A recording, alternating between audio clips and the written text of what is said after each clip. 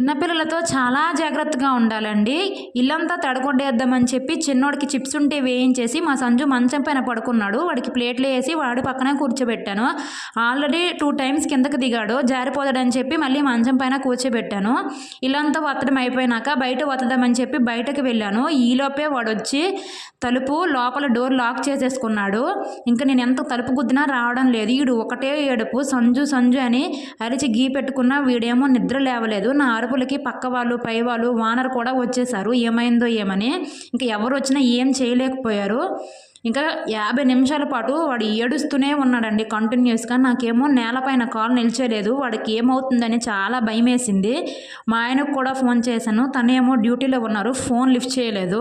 House owner కార్పెంటర్కి call చేసి కిటికీ open చేద్దామని అనుకునే లోపుగా ఏదో రక్షించాడో ఏమో తెలియదు కానీ వాడే డోర్ ఓపెన్ చేసుకొని బయటకు వచ్చాడు.